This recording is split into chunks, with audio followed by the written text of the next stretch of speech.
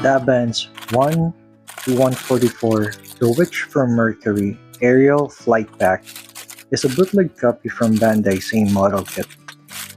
I acquired this kit actually for three reasons. First is, I love the Witch from Mercury kits, especially the aerial. Second, although it's from Daban, it has quite very good details, to be honest. And third, it comes with the flight pack and an extra pair of open hands. But little did I know how much of a trouble this kit will bring me. To start off, the plastic quality is actually pretty bad. It is a few steps away from being Yakult plastic level.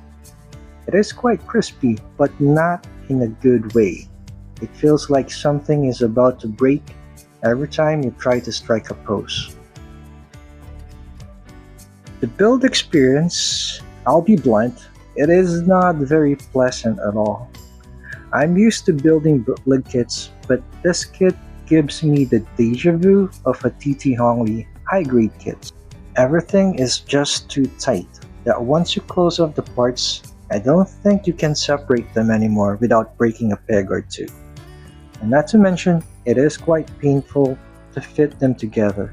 I had to pause every now and then just to give my fingers some sort of a break. But despite all that, once you completed the build with the proper detailing and panel lines, this kit is actually looking pretty good.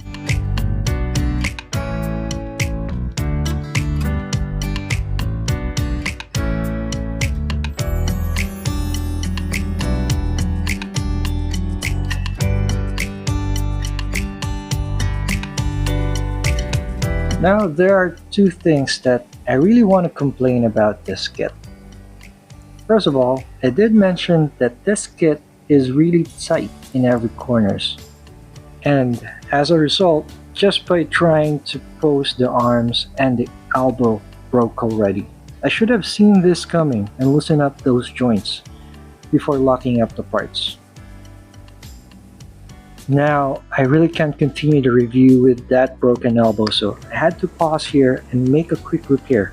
So I did what I had to do and butchered one of my action base and then pinned it over with gray to cover it up. And glad to say it did work out pretty well. And just to show you how tight this kit really is, get ready for some ASMR. Next thing I want to complain about this kit are the stickers.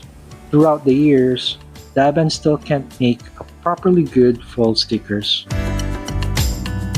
Now get ready for some very painful articulation test. Once again, get ready for that sweet ASMR.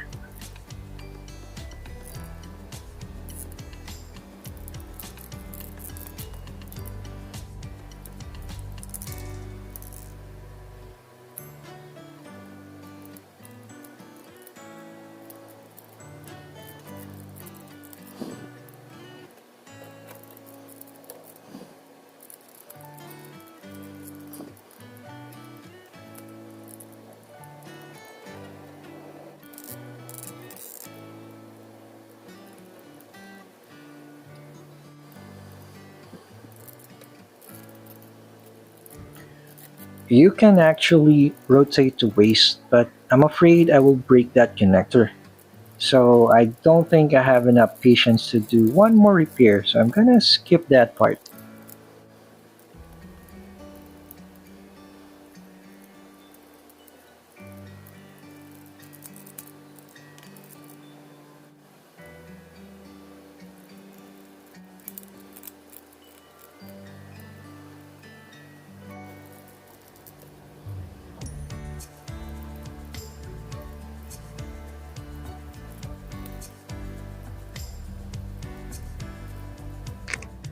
And for extra parts, it comes with extra stickers, extra permit score 6 shells, beam effect parts,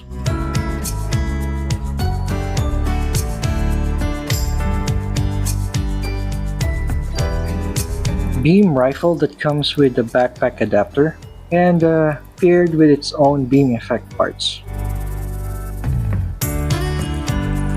And one of the two stars of the show, the flight pack.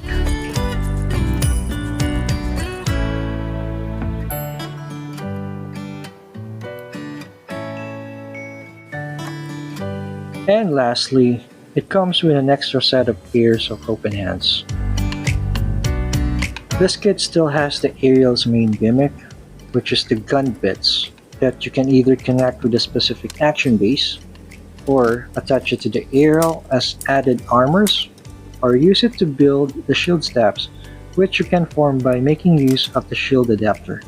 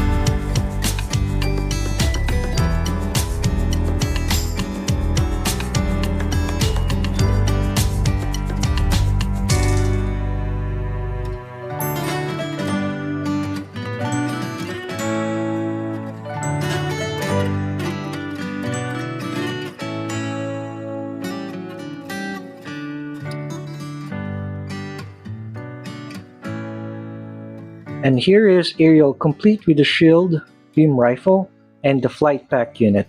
By the way, I had to skip most of the stickers on this kit and just went with paint instead, since the stickers are pretty much garbage. For size comparison, it's actually quite on the average. Here it is side by side with RX-78F00, C5 Green Zaku, RX-0 Banshee Destroy Mode. And lastly, we have the high-grade Ryujin Maru. Now down to what I think about this kit, and let's cut it down between the pros and cons. On the positive side, this kit is very cheap. I got this only for about $5 or 250 pesos. Second, it is quite beautiful once you've given it the proper detailing and panel lines. And although it's a bootleg kit, it still captured the beauty of Gundam Aerial. Next is, this specific model comes with an extra flight pack and a set of open hands that is missing for every witch from Mercury kits. And that is all the good things I have to say for this kit. Now let's get down to the rabbit hole with all the bad things you need to expect. Starting off, let's go with light. The stickers are utterly garbage. Do not use them. Don't. Plastic quality feels extremely cheap. The fittings are all too excessively tight. It is too tight that there will be broken parts every now and then. And if you're going to get this kit, take the extra effort to loosen up those parts before assembly. Despite having the flight pack and extra hands, I would rather recommend to get the Daban 144 Ifrit with flight pack, although it's also from Daban, but at least the elbow for that kit is far more solid. Next is, if you're not after the flight pack, I suggest get the Gauke or the Singdong version, or better yet, go full mechanics from KL, GMS, or XFS. Those kits has far more value for the money. So for its final score, I'll rate this kit a 6 out of 10. If it wasn't for the hands and the flight pack, I'll probably go down as far as 4 or 3. So what do you guys think? Did you have the same experience? Or are you planning to get the same kit? Well, let's talk about it in the comment section. And as always, thanks for the support. See you guys on the next video.